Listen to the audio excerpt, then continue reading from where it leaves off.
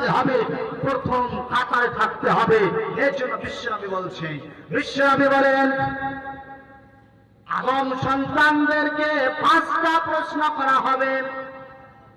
যতক্ষণ পর্যন্ত এই 5টা প্রশ্ন হিসাব দিতে পারবে না, ততক্ষণ পর্যন্ত এ আদম সন্তান এক পা আগে বাড়াতে পারবে না, পিছনে সরাতে পারবে না। তার মাঝে একটা প্রশ্ন করা হবে, হে আল্লাহর বান্দা, হে আল্লাহর বান্দি, তোমরা শোনো, তুমি শুনে নাও। তোমাকে যৌবন কাল দেওয়া হয়েছিল, সেই যুবক অবস্থায় যৌবন কালটাকে তুমি কিসে ব্যয় করেছো?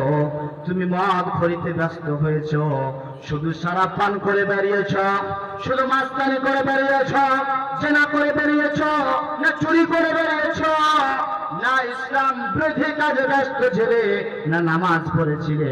সেই হিসাবটা সেদিনকে লাগবে। আজকে যদি আমরা এই যুবকের দল, এই সমাজকে সংশোধন করতে না পারি, এই সমাজকে যদি আদর্শ সমাজ গড়ে তুলতে না পারে, এই সমাজ ইসলামী সমাজ গড়ে তুলতে না পারে, কিয়ামতের দিন আমি আপনি কেমনে হিসাব দেব? আপনি আমি যদি নামাজ না পড়ি, আপনি আমি যদি রমজান মাস সামনে চলে আসছে, সেগুলি হিন্দুদের মতো খেয়ে বেড়াচ্ছে প্রত্যক্ষ ভাবে, সবার সামনে একেবারে ধিক্কার ভাবে বিড়ি টানছে, সিগারেট টানছে। যদি তাকে বলা হয় তুমি কেন খাচ্ছ, বলছে আল্লাহকে ভয় করি না, তোমাকে কেন ভয় করবো? বলে নাউজুবিল্লাহ। আল্লাহ বলছেন তার জন্য, হে আমার বান্দা বান্দিরা, এমন কথা বলো না যে কথা আল্লাহর ফেরেশতা তোমাদের রেকর্ড করে না, লিপিবদ্ধ করে না, যার জন্য কিয়ামতের মাঠে অপমান হতে হবে। আপনি আমি যদি উ শব্দটা বলে, তাহলে আমার উ শব্দটা লেখা হচ্ছে, রেকর্ডিং করা হচ্ছে। বন্ধু আমার আমল নামায় সেটাও লেখা হবে। কিয়ামতের দিন এই নেককার জন্য, কথাবার্তার জন্য আপনি আমি ধরা পড়ে যাব। পৃথিবীতে মাস্তানি করে বেরিয়েছি, মসজিদ মুখী হয়নি, মসজিদে নামাজ পড়তে যায়নি, আজকে মসজিদ নির্মাণ হয়, মসজিদের উন্নতি করবে জলসা।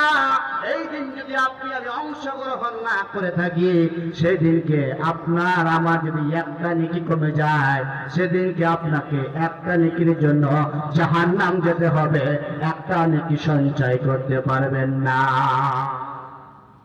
আল্লাহ বললেন 5টা প্রশ্ন করা হবে, একটা তার মধ্যে যৌবনকাল হিসাব চাইবে। বন্ধু আমার, আজকে আমি দেখবো এই ঝাড়খণ্ডের মাটিতে যে কয়েকটা যুবক আছে 2000 টাকা করে, কি নাম? আফজাল হোসেন। জি, আফজাল হোসেন। সুবহানাল্লাহ, লিল্লাহি তাকবীর। আফজাল হোসেন 20 বার হিসেবে হায়াকাল্লাহু বারাকাল্লাহ, আল্লাহুম্মা সাল্লি আলাইহি, আল্লাহুম্মা বারিক আলাইহি। হে রব্বুল আলামিন, তোমার আফজাল হোসেন বান্দা, তোমার আফজাল মানে হচ্ছে কি বেহতার। আল্লাহ, তোমার আফজাল হোসেন বান্দা 20 বার তুমি দান করেছে, আল্লাহ তুমি কবুল করে নাও। রব্বুল আলামিন, তার ইহকাল পরকালকে তুমি সুখময় জীবন দান করে দাও। হে রব্বুল আলামিন, তোমার কাছে দোয়া করি, তার আত্মীয় স্বজন যদি